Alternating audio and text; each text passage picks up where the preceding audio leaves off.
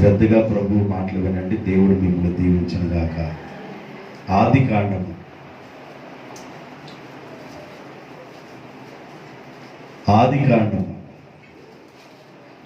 మొదటి అధ్యాయం. ఆది కాండము మొదటి అధ్యాయము మొదటి వచనం. ఆదియందు దేవుడు భూమిని ఆకాశమును సృజించెను. చాలు, జాగ్రత్తగా వినండి. నేను ఈ ఒక్క మాట మాత్రమే చెబుతాను, ఆ ఒక్క మాటలో ఒక లైన్ మాత్రమే చెబుతాను. ఆదియందు దేవుడు భూమిని ఆకాశమును సృజించెను. ఆ ఒక్క మాటలో నేనేం చెప్పాలనుకుంటున్నానంటే ఆకాశము అనే పదాన్ని చెప్పాలనుకున్నాను. ఆదియందు దేవుడు ఆకాశమును సృజించెను, భూమిని ఆకాశమును సృజించెను. దేవుడు నిర్మాణం చాలా విచిత్రంగా ఉంటుంది. ఎట్లా సృష్టించాడు దేవుడు అనంటే, ఒక వాక్య భాగంలో ఏం కనబడుతుందంటే ఆయన చేతి పనుల ద్వారా దేవుడు ఆకాశాన్ని నిర్మించెను అని రాయబడుతుంది. ఇంకొక వాక్య భాగంలో ఏం చదివానంటే ఆయన వాక్కు చేత ఆకాశమును నిర్మించెను అని చదివాను. ఆకాశాన్ని ఎలా చేసావు ప్రభు అని నేను వాక్యాలు ధ్యానం చేస్తా వెళితే ఆ వాక్యంలో ఏం కనబడిందంటే నాకు దేవుని చేతి పనుల ద్వారా ఆకాశ నిర్మాణం జరిగింది అంటాడు. మరి ఒక చోట అంటాడు ఆయన మాట ద్వారా ఆకాశ నిర్మాణం జరిగింది అని అంటాడు. మరి ఒక చోట అంటాడు ఆకాశ నిర్మాణం జరిగిన తర్వాత ఆకాశంలో అందాన్ని కలుగు చేసింది ఆయన ఊపిరి అంటాడు. నేను కొన్ని విషయాలు నేను చెప్తాను, జాగ్రత్తగా వాక్యాన్ని వినండి. కీర్తన గ్రంథము 33వ కీర్తన 6వ వచనం. కీర్తన గ్రంథము 33వ కీర్తన 6వ వచనం. యెహోవా వాక్కు చేత, యెహోవా వాక్కు చేత, ఇందాకేమన్నాను ఆయన మాట అంటే ఆయన వాక్కు చేత, తర్వాత ఆయన చేతి పనుల ద్వారా అని అన్నాను. యెహోవా వాక్కు చేత ఆకాశము కలిగెను, ఆయన నోటి ఊపిరి చేత వాటి సర్వ సమూహము కలిగెను. నాకెళ్ళి చూడండి, నాకెళ్ళి చూడండి. ఆకాశంలో సర్వ సమూహాలు ఏమున్నాయి? ఆకాశంలో సర్వ సమూహాలు ఏమున్నాయి చెప్పండి, ఏమున్నాయి? సూర్యుడు, చంద్రుడు, నక్షత్రాలు. అయ్యే మనకు కనపడింది. సూర్యుడు, చంద్రుడు, నక్షత్రాలు. పాలపొంత అంటారు. పాలపొంత అంటే ఏంది? నక్షత్రాల సమూహం. బుధుడు, గురుడు, శుక్రుడు, శని, ఆది, సోమవారం, మంగళవారం. వాడి పేర్లు అట్లా పెట్టుకొచ్చాడంటే ఆది సోమవారం అని కదా, బుధుడు, గురుడు, శుక్రుడు అనే పేరు పెట్టుకుంటూ వాటి కక్షలు అవి తిరుగుతూ సూర్యుని చుట్టూ తిరుగుతూ ఉన్నాయి. అంటే దేవుడు తన వాక్కు చేత ఆకాశమును కలుగు చేసెను, తన నోటి ఊపిరి చేత వాటి సమూహములు కలిగెను. నోటి ఊపిరి చేత ఆకాశం ఎలా కలిగింది? నాకెళ్ళి చూడాలి. ఆకాశం ఎలా కలిగింది? దేవుని యొక్క వాక్కు చేత. ఆకాశంలో ఉన్న సమూహాలు ఎలా కలిగినాయి? నోటి ఊపిరి. నోటి ఊపిరి అంటే ఏంటి? ఎట్లా? మీరు ఒకసారి అనండి. జ్యోతి లోపల పిలుస్తుంది. నోటి ఊపిరి చేత అంటే గాలి ఊదటం. నోటి ఊపిరి చేత ఆకాశ నక్షత్రాలు కలిగినాయి. కానీ సైన్స్ ఏం చెబుతుందంటే సూర్యుడు దగ్గరగా ఉన్నాడు కనుక అది చాలా పెద్ద గోళము అన్నట్లుగా కనబడుతుంది. సూర్యుడు దగ్గరగా ఉన్నాడు కనుక సూర్యుడి కంటే కొన్ని లక్షల రెట్లు, లక్షల కోణంలో ఆ నక్షత్రాలు కనబడుతుంటాయి. అంటే సూర్యునికి నక్షత్రాలు చాలా వ్యవధి ఉంటుంది. సూర్యుని కంటే కూడా చాలా పెద్ద నక్షత్రాలు ఉన్నాయని కూడా సైన్స్ చెబుతుంది. ఇవన్నీ ఎలా కలిగినాయి అయ్యా అంటే దేవుని యొక్క నోటి ఊపిరి చేత. జాగ్రత్తగా అర్థం చేసుకోండి. దేవుని యొక్క నోటి ఊపిరి ఎంత శక్తివంతమైందో అర్థం చేసుకోండి చెప్పే వాక్యాన్ని. దేవుని యొక్క నోటి మాట చేత ఆకాశము నిర్మాణం కలిగింది. దేవుని యొక్క నోటి ఊపిరి చేత ఆకాశములో ఉన్న సమూహాలు కలిగినాయి. యోబు గ్రంథం 26వ అధ్యాయం 13వ వచనం. యోబు గ్రంథము 26వ అధ్యాయం 13వ వచనం. ఆయన ఊపిరిని విడవగా ఆకాశ విశాలములకు అందము వచ్చెను. ఆకాశానికి అందం ఎలా వచ్చింది? ఆకాశములకు అందం ఎలా వచ్చిందంటే ఆయన ఊపిరిని విడవగా. జాగ్రత్తగా వినండి, నేను ఆకాశం గురించి చెబుతాను. అయితే ఆకాశం గురించి చెప్పేటప్పుడు ఇక్కడ ఒక పాయింట్ ఏం కనబడిందంటే ఆయన ఊపిరిని విడవగా సమూహములు కలిగెను, ఆయన ఊపిరిని విడవగా అందము కలిగెను. ఆకాశం అందంగా కనబడుతుందంటే దేవుని యొక్క నోటి ఊపిరి, ఆకాశం యొక్క అందం, ఆకాశంలో ఉన్న సౌందర్యం, ఇదంతా ఏందంటే దేవుని యొక్క నోటి ఊపిరి. ఆయన గాలిని ఊదగా ఆ నోటి ఊపిరి చేత ఆకాశానికి సౌందర్యము కలుగుతుంది. ఆయన నోటి ఊపిరిని వదలగా ఆకాశములో సమూహములు కలిగెను. నోటి ఊపిరి చేతను సమూహములు కలిగిని, నోటి ఊపిరి చేతను ఆకాశానికి అందము కలిగింది. మీరు శ్రద్ధగా వినండి, శ్రద్ధగా వినండి. నేను 2 మాటలు చెప్పాను. నోటి ఊపిరి చేత ఆకాశ సమూహాలు కలిగిని, నోటి ఊపిరి చేత ఆకాశానికి అందం కలిగింది, సౌందర్యం కలిగింది. ఆ ఊపిరి ఏం చేస్తుందో చెప్తాను. 104వ కీర్తన, కీర్తన గ్రంథము 104వ కీర్తన 30వ వచనం. నీవు నీ ఊపిరిని విడవగా అవి సృజించబడును. నీవు నీ నోటి ఊపిరిని విడవగా అవి సృజించబడును. అట్లు నీవు భూతలమునకు నూతన పరుచుచున్నావు. నీ నోటి ఊపిరి చేత అవి సృజించబడుతున్నవి. నోటి ఊపిరి చేత భూమికి నూతనత్వం కలుగుతుంది. జాగ్రత్తగా వినండి. నోటి ఊపిరి చేత సృజించబడుతున్నాయి. నోటి ఊపిరి చేత ఆకాశానికి అందం కలుగుతుంది. నోటి ఊపిరి చేత ఆకాశంలో సమూహాలు కలిగిని. నోటి ఊపిరి చేత భూమి నూతన పరచబడుచున్నది. ఎన్ని పాయింట్లు చెప్పాను? 4 చెప్పాను. నోటి ఊపిరి చేత సమూహములు కలుగుతున్నాయి, ఆకాశ సమూహాలు. నోటి ఊపిరి చేత ఆకాశానికి అందం కలుగుతుంది. నోటి ఊపిరి చేత అవి సృజించబడుతున్నవి. నోటి ఊపిరి చేత భూమి నూతన పరచబడుచున్నది. నోటి ఊపిరి, నోటి ఊపిరిలో ఉన్న శక్తిని గమనించండి. ఇప్పుడు దేవుని యొక్క నోటి ఊపిరిలో ఉన్న శక్తి, దేవుని యొక్క నోటి ఊపిరిలో ఉన్న శక్తి చేత ఆకాశంలో కనబడుతున్న నక్షత్రాలు మొత్తం కలిగింది. దేవుని యొక్క నోటి ఊపిరి చేత కనబడుతున్న సూర్యుడు చంద్రుడు కలిగారు. దేవుని యొక్క నోటి ఊపిరి చేత ఆకాశం నిర్మలముగాను సౌందర్యముగా ఉంది. దేవుని యొక్క నోటి ఊపిరి చేత వాటి సమూహములు కలుగుతున్నవి, అవి సృజించబడుతున్నవి.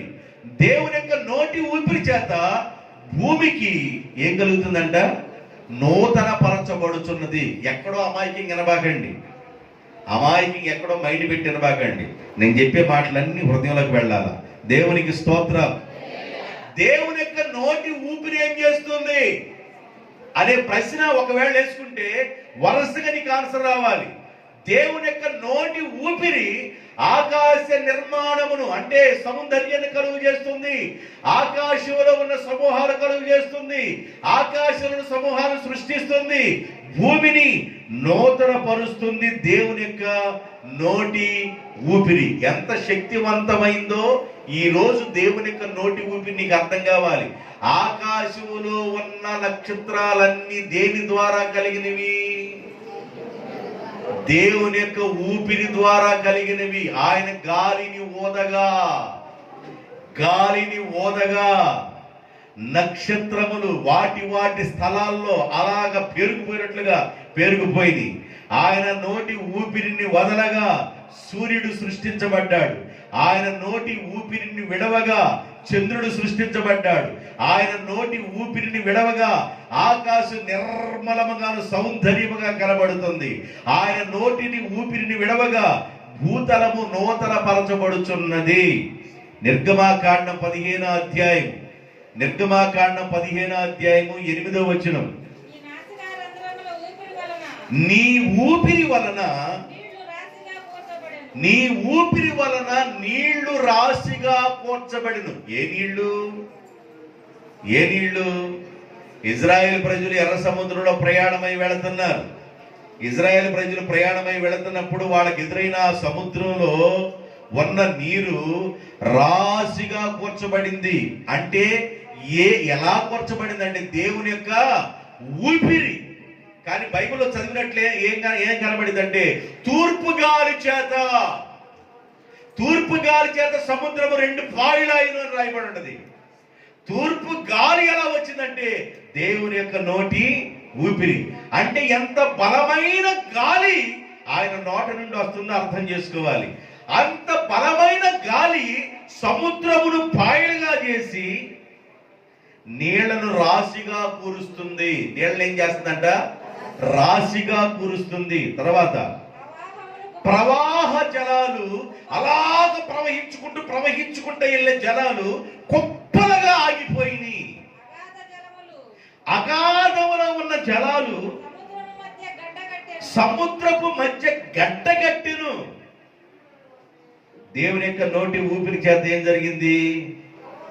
నీరు రాశిగా కూర్చబడింది. నీళ్ళేమైనా జలరాశులన్నీ ఏకరాశిగా నిలిచిపోయినే నీ జనుల ఎదుట. యేసన్న గారు రాసుకుంటారు ఆ పాట.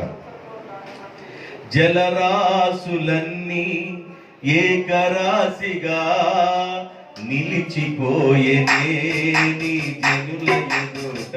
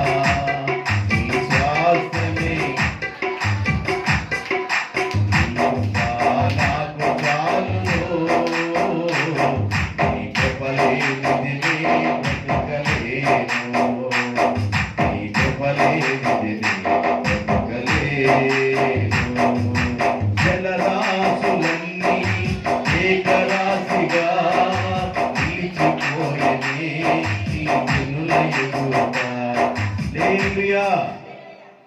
ఆయన ఊపిరిని విడవగా నీళ్లు రాశిగా కూర్చబడుతున్నాయి.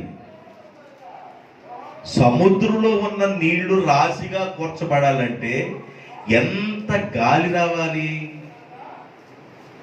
ఆకాశంలో ఉన్న నక్షత్రాలన్నీ సృష్టించబడాలంటే ఎంత ఊపిరిని వదిలి అవి సృష్టించారు? ఆకాశం అంత సౌందర్యంగా ఉందంటే ఆయన ఎంత ఊపిరిని వదలగలిగాడు?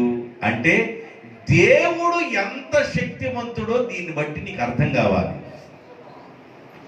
జాగ్రత్తగా వినండి. ఈరోజు ఆయన నోటి ఊపిరి చేత జలములు రాశిగా కూర్చబడెను, ప్రవాహ జలములు కుప్పలు కుప్పలుగా నిలిచిపోయాను. ప్రవాహముగా ప్రవాహముగా ప్రవాహముగా పొంగి పొర్లుకుంటూ వచ్చే నీళ్లు కుప్పలు కుప్పలుగా నిలిచిపోయాను. అగాధ జలము సముద్రపు మధ్య గట్టగట్టెను.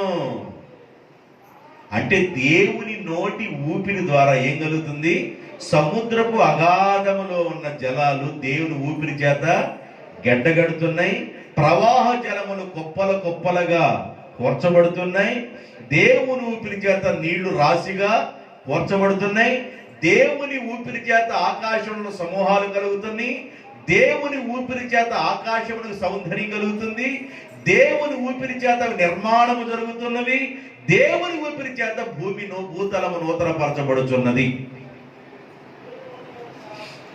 ఈ ఊపిరిని దేవుడు ఏం చేశాడంటే మనలో పెట్టాడు. ఇది ఈ ఊపిరిని ఎక్కడ పెట్టాడు దేవుడు? చూడండి, బైబిల్ చూడండి. యోబు గ్రంథం 37వ అధ్యాయం, యోబు గ్రంథము 32వ అధ్యాయం, 32వ అధ్యాయము 8వ వచనం. అయినను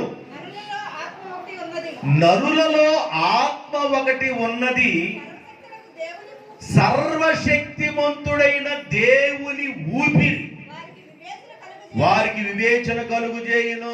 చాలు, అందరూ చూడండి. నరులలో ఏముందంట?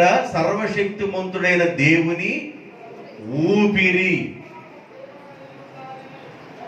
నేను చెప్పిన మాట అర్థమైన చేతులు ఎత్తండి. మనుషులు ఏముంది? ఏముంది? ఊదురు కొట్టడంతో ఊదుకోవటానికి, పిల్లల బోర్రలు అడిగినప్పుడు బోర్రలు తీసుకొని ఊది అని ఊదుకోవడానికి. సర్వశక్తిమంతుడైన దేవుని ఊపిరి ఏమి చేసింది అని మిమ్మల్ని ప్రశ్న అడిగితే ప్రస్తుతానికి ఇక్కడ వరకు 2, 3 చెబుతారు. బయటికి వెళ్ళిన తర్వాత 2, 3 గుర్తుంటాయి ఉండవో నాకు తెలియదు. సర్వశక్తిమంతుడైన దేవుని ఊపిరి ఆకాశాన్ని అందంగా చేస్తుంది. సర్వశక్తిమంతుడైన దేవుని ఊపిరి ఆకాశ సమూహములను కలుగజేసింది.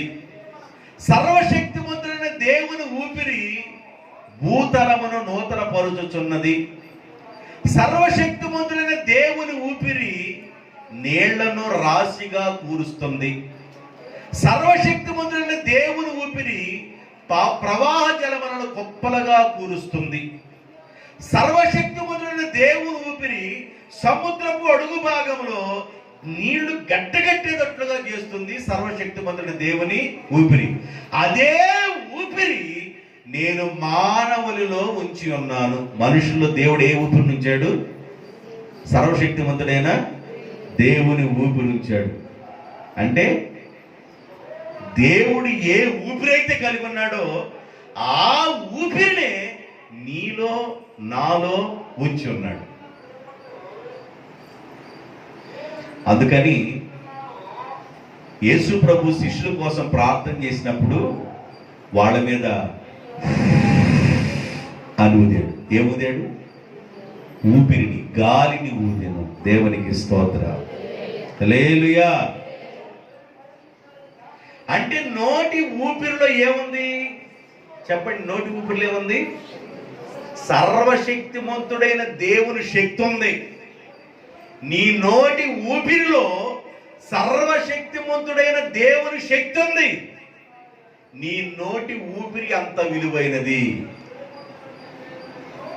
నీ నోటి ఊపిరి అంత విలువైనది. మొహం కడుక్కున్న తర్వాత ఓదండి ఎవరి మీద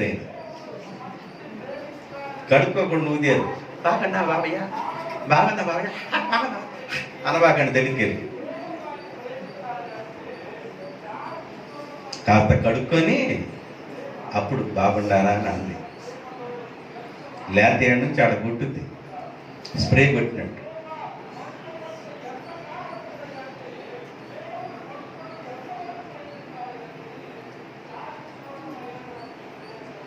నోటిలో దేవుని శక్తి ఉంది. దేవునికి స్తోత్రం. అందుకని మన నోటి ద్వారా మాట్లాడే మాట కానివ్వండి, మన నోటి ద్వారా ఉచ్చరించే ఉచ్చారణ కానివ్వండి, నీ నోటి ద్వారా వదిలే ఊపిరి కానివ్వండి, అది దేవుని శక్తిగా మారుతుంది. దేవునికి స్తోత్రం. ఇది నీకు అర్థం కావాలి. ఇది నీకు అర్థం కావాలంటే నేను చెప్పే వాక్యం నీకు అర్థమైతే అసలు నీదేందో నీకు అర్థమైంది. నేను చెప్పే వాక్యం ఏందో నీకు అర్థమైతే అసలు నీ నోటి ఊపిరేందో నీకు అర్థమైంది. మానవులలో దేవుడు తన ఊపిరిని, దేవుడు సర్వశక్తిమంతుడు దేవుని ఊపిరిని ఉంచెను. సర్వశక్తిమంతుడైన దేవుని ఊపిరి ఏం చేసిందో నేను చెప్పాను. ఆ ఊపిరి ఇంకేం చేస్తుందో చెప్తాను. యోబు గ్రంథం 37వ అధ్యాయం 10వ వచనం. దేవుని ఊపిరి వలన మంచు పుట్టును,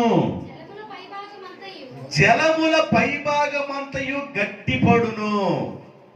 దేవుని యొక్క ఊపిరి వల్ల ఏం పడుతున్నాయి అంట చెప్పండి.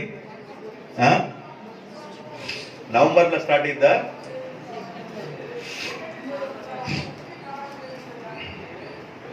మంచు ఎప్పుడు స్టార్ట్ అయింది?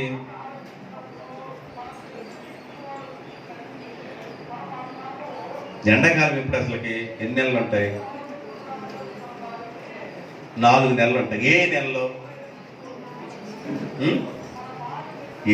ఉంటాయి? ఫిబ్రవరి, మార్చి, ఏప్రిల్, మే, జూను, జూలై, ఆగస్టు, సెప్టెంబర్ వర్షాకాలం, అక్టోబర్, నవంబర్, డిసెంబర్, జనవరి అది మంచు కాలం.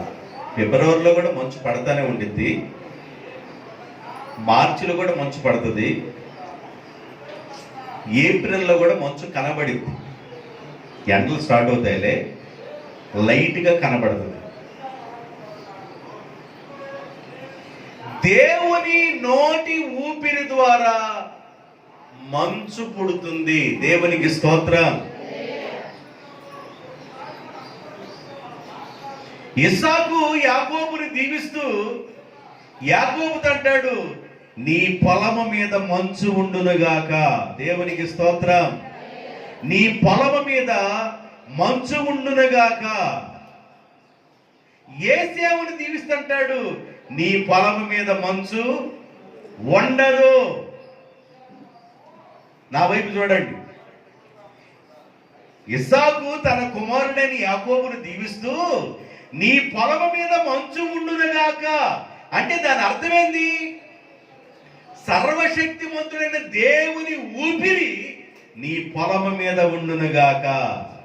సర్వశక్తిమంతుడైన దేవుని ఊపిరి ఆకాశ సమూహమును చేసెను. సర్వశక్తిమంతుడైన దేవుని ఊపిరి ఆకాశానికి అందాన్ని కలుగు చేస్తుంది. సర్వశక్తిమంతుడైన దేవుని ఊపిరి భూతలమును నూతనపరుస్తుంది. సర్వశక్తిమంతుడైన దేవుని ఊపిరి నీళ్లను ఏకరాశిగా చేస్తుంది. సర్వశక్తిమంతుడైన దేవుని ఊపిరి ప్రవాహ జలమును కుప్పలుగా చేస్తుంది. సర్వశక్తిమంతుడైన దేవుని ఊపిరి సముద్రపు అడుగున గడ్డగట్టేటట్లుగా చేస్తుంది. సర్వశక్తిమంతుడైన దేవుని ఊపిరి మంచుని కురిపిస్తుంది. ఏం చేస్తుందంట? ఇది పాఠం. ఇది పాఠం. మీరు పాఠంగా నేర్చుకుంటే బాగుపడతారు. మీరు విని వదిలిపెడితే చేయగలిగేది ఏమి లేదు. సర్వశక్తిమంతుడిని దేవుని ఊపిరంట పొలము మీద ఉండునుగాక అని ఇస్సాకు యాకోబును దీవిస్తున్నాడు. నీ పొలము మీద మంచు ఉండునుగాక. మంచు ఎక్కడి నుండి వస్తుంది? దేవుని నోటి ఊపిరి. బాగా మంచు వచ్చింది అనుకోండి, దేవా నీ ఊపిరిని ఎంతగా విడిచినందుకు స్తోత్రం అయ్యా అంటమే. దేవునికి స్తోత్రం. ఒక్కోసారి మంచు మండలం పట్టినట్టు పట్టింది. అసలు రోడ్ని వెళ్తుంటే ఇక మనం దాదాపు ఒక అర కిలోమీటర్ లోపు వెళ్ళిన దాకా అసలు రోడ్లు అర్థం కావు, కమ్మోపోయి ఉంటుంది మంచు. ఆ మంచు సర్వశక్తిమంతుడైన దేవుని ఊపిరి. ఆకాశము నుండి మంచు కణాలు పడ్డాయి. కొత్తిమీర గింజలన్నారు, దానిని మన్నా అన్నారు. ఆకాశం నుండి పడిన మంచు దేవుని నోటి ఊపిరి. ఆకాశం నుండి పడ్డ మంచు ఇజ్రాయెల్ ప్రజల కొరకు ఆహారంగా పడ్డది. ఇజ్రాయెల్ ప్రజలు 40 సంవత్సరాలు పొయ్యి పెట్టకుండా అరణ్యముల వారు మన్నాను తిన్నారు. ఈ మన్నా మొట్టమొదటి ఎలా పడుతుందంటే మంచు కణాలు. అది దేవుని నోటి నుండి వస్తున్న ఊపిరి. 18వ కీర్తన 15వ వచనం. యెహోవా నీ ఊపిరిని నీవు చాలా త్వరగా విడవగా నీ గద్దింపునకు ప్రవాహములు అడుగు భాగమును కనబడుచున్నవి. భూమి పునాదులు బయలుపడును. అయ్యా నీ ఊపిరిని వడిగా అంటే చాలా త్వరగా విడవగా ప్రవాహములు అడుగు భాగమున కనబడుచున్నవి. ఇజ్రాయెల్ ప్రజలు నీళ్ల మీద నడిచారా, మంచు మీద నడిచారా?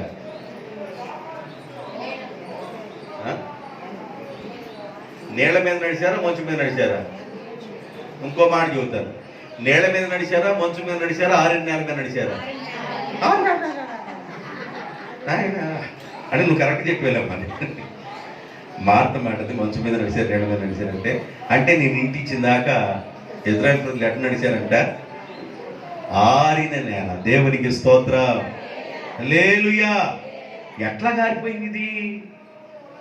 ఎర్ర సముద్రం ఎలా ఆరిపోయింది? తూర్పు గాలంట. ఆ గాలి ఎట్ట వచ్చింది? దేవుని నోటి ఊపిరి వడిగా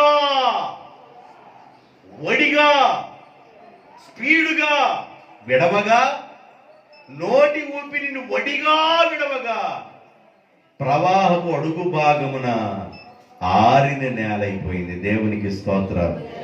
హల్లెలూయా. ఎన్ని మంచి విషయాలు! ఇవన్నీ మొత్తం శుద్ధిగా చక్కగా ప్రింట్ గుద్దినట్టు రాసుకోవాలి. మీరు ఎవరన్నా స్పాన్సర్ చేస్తే మెసేజ్ బుక్ చేయాలని ప్రార్థన చేస్తాను. మెసేజ్ బుక్ చేయాలని ఎప్పుడో వచ్చింది నాకు ఆలోచన. పరిశుద్ధరావు గారు చెడగొట్టాడు, చిన్నపిల్లవారు పరిశుద్ధరావు గారు చెడగొట్టాడు. నిన్న సురేష్ పాస్టర్ గారు ఫోన్ చేస్తూ 2005వ సంవత్సరంలో నువ్వు చెప్పిన మెసేజ్ బుక్ మొత్తం నా దగ్గర ఉందయ్యా అన్నాడు. ఒక మెసేజ్ పంపిస్తున్నాను నీకని ఒక మెసేజ్ పంపించాడు నాకు. 2005వ సంవత్సరం, ఇది 25 అంటే 20 సంవత్సరాల క్రితం చెప్పిన వాక్యాలు నాకు నోట్స్లో రాసుకొని ఇప్పుడు ఉన్నాయ్యా, ఆ నోట్స్ ఇప్పుడు బయటపడింది అంటున్నాడు ఆయన. కాబట్టి దేవుని బిడ్డలారా, మనం రాసుకున్న మాటలు హృదయాల్లో ఉండాలి. జనాలకి చెప్పేటప్పుడు స్పష్టంగా చెప్పాలి. బల్లలు కొద్దాల్సిన అవసరం లేదు, ఇటు పరిగెత్తాల్సిన అవసరం లేదు, జీవిలా గడ్డు పరిగెత్తాల్సిన అవసరం లేదు, ఎటు పరిగెత్తాల్సిన అవసరం లేదు. అంటే నేను ఇటు పరిగెత్తి నీ నేత్రం నా మీద పడిద్ది, అటు పరిగెడితే నేత్రం పడిద్ది, అప్పుడు నిద్రపోకుండా నిద్రపోడు ఎటు దూరిపోతాడు, ఎటు పరిగెత్తి నిద్రపో.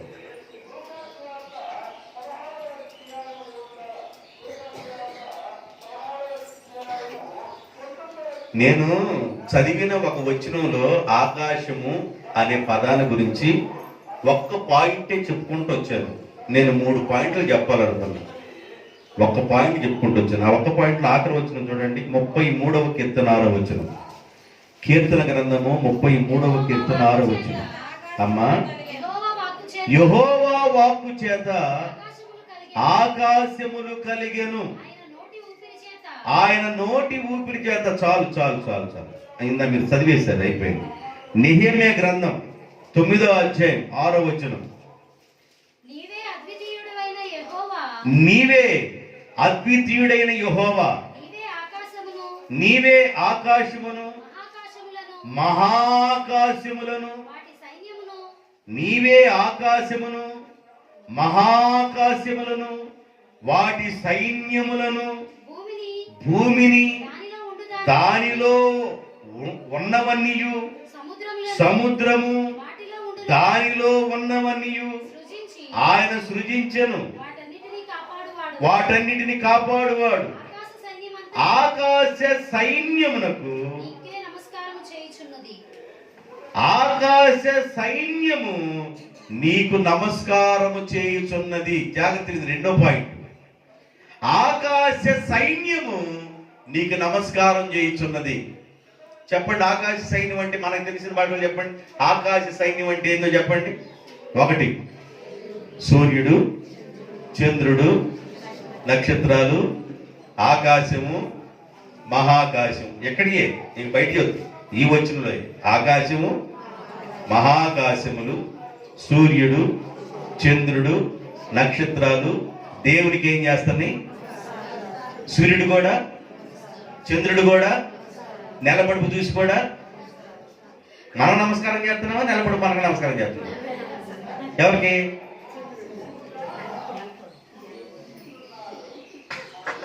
అమ్మాయి, పెద్దమ్మాయి